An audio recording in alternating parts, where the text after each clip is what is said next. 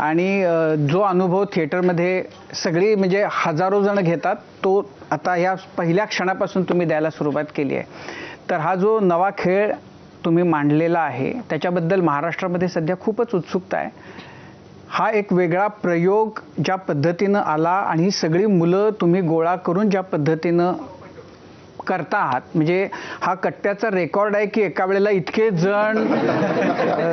जण म्हणजे multistar caste असा हा कट्टा, ह्याच्या म्हणजे याआधी एवढी लोक कधीही असा गच्च भरलेला नव्हता कट्टा.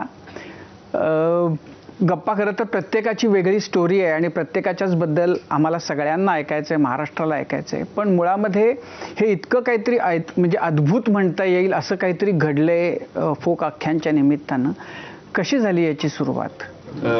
आख्यांची सुरुवात म्हणलं तर खरं तर ही सगळी संकल्पना किंवा हा सगळा विचार हा आमच्या लहानपणापासूनच आमच्यामध्ये आहे. तुम्ही एकमेकांना कधीपासून ओळखताय? आता आमच्या ओळखीला झालीत 11 वर्ष आणि ओळखच आमची कामापासूनच सुरुवात झाली. म्हणजे आधी आम्ही मित्र होतो आणि मग काम सुरू केलं असं नाही. आम्ही एका नाटकाच्या निमित्तानेच एकमेकांना भेटलो आणि ते आमचं त्या नाटकात आम्ही ॲक्च्युली वेगवेगळं काम करत होतो म्युझिशियन म्हणून. आणि त्याच्यानंतर आम्ही आमच्या रंगपंढरी नाट्य संस्थेमध्ये, त्या संस्थेला देखील आता आमचे 10 वर्ष कंप्लीट होतील. तर तिथे आम्ही जे काही नाटकं केली सगळी आमची आत्तापर्यंतची नाटके सगळी येणेच लिहिलीत, त्याची सगळी गाणी येणेच लिहिलीत आणि त्याची सगळी कंपोजिशन आम्हीच केलंय.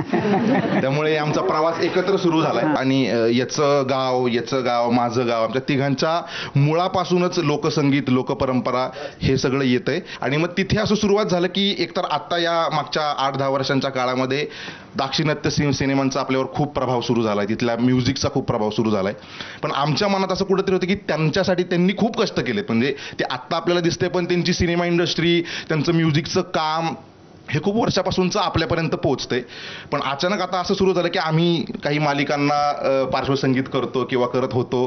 तर तिथल्या काही तांत्रिक लोकांकडनं असं यायचं की अरे ऐक ना, तू पुष्पा पाहिलंयस का, तर त्याचं BGM कसं आहे, तसं आम्हाला प्रोमोला पाहिजे 30 सेकंदाच्या. मग आमच्याकडनं असा सवाल द्यायचा, सर त्याचं बजेट बघा आपलं काय.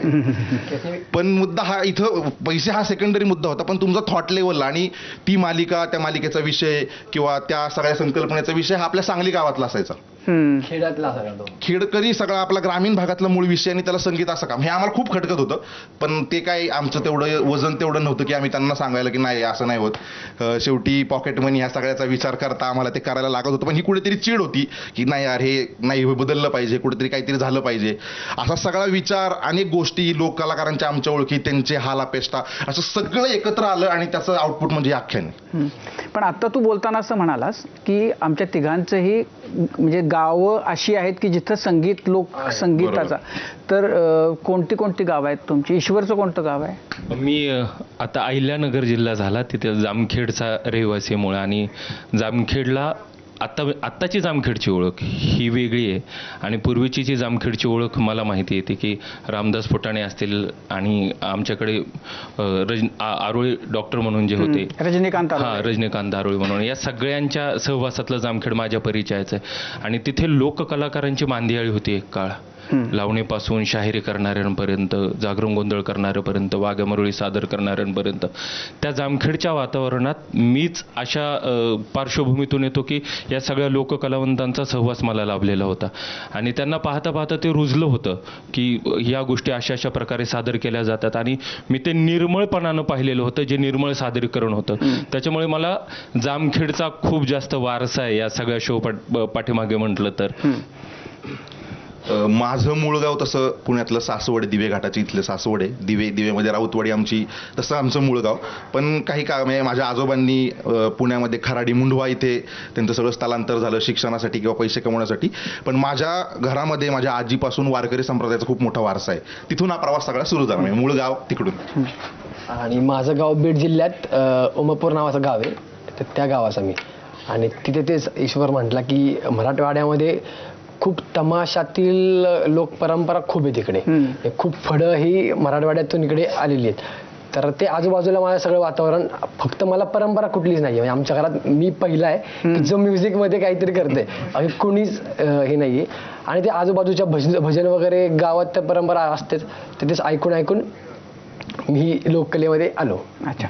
नाही, आता मुळामध्ये असं आहे की लोक आख्यान काय आहे त्याच्याबद्दल मी जात नाही, कारण तो प्रत्येकानं बघितला पाहिजे आणि त्यातले शेवटची काही मिनटं आहेत आणि त्यातला जो धक्का आहे तो प्रत्यक्ष थिएटरमध्ये बसून तो सोसला पाहिजे आणि विचार करून बाहेर पडलं पाहिजे आणि तो मनामध्ये विचार घोळत राहिला पाहिजे असं माझं मत आहे. त्यामुळे मी त्याच्याकडे जात नाही.